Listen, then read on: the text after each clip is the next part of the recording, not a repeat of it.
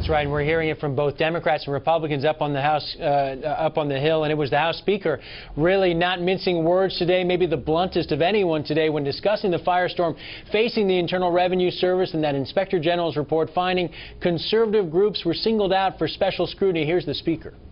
My question isn't about who's going to resign. My question is who's going to jail over this scandal.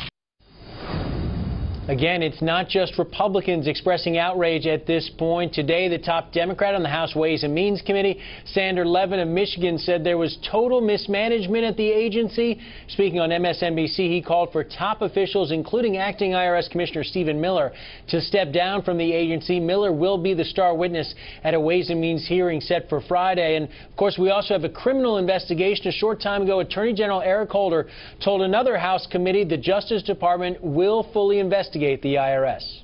And I can assure you and the American people that we will take a dispassionate view of this. This will not be about parties. This will not be about ideological persuasions. Anybody who has broken the law will be held accountable.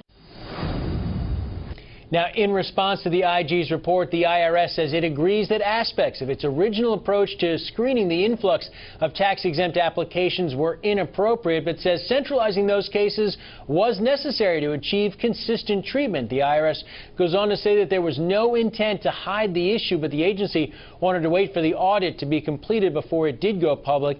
That's not going to fly with a lot of lawmakers up on Capitol Hill who say they feel misled on this. And Adam, that's one of the big questions here going forward. What are these IRS officials going to say about why they didn't update members of Congress, the administration, as to this investigation and the problems that were uncovered in the Cincinnati office? Well, especially, Peter, since various officials from the IRS 5 separate times denied that there was any sort of attempt to go after or target certain people. So, Peter, is there a list of names that's starting to take shape now that John Boehner and Sander Levin in particular want to go after?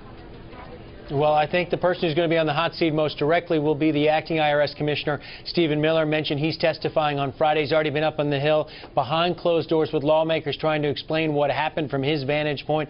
Next week, Adam, we're going to hear from the former IRS Commissioner, Doug Shulman. He was in the top job when much of this took place, but he's out of the government. He was a Bush appointee. His term was up a few months ago. He left in November. Hard to do much about that unless there's a criminal investigation, but we're looking more likely, Adam, at top officials within the Washington office here who knew about this activity in Cincinnati, and of course the mainline employees in Cincinnati who were most responsible.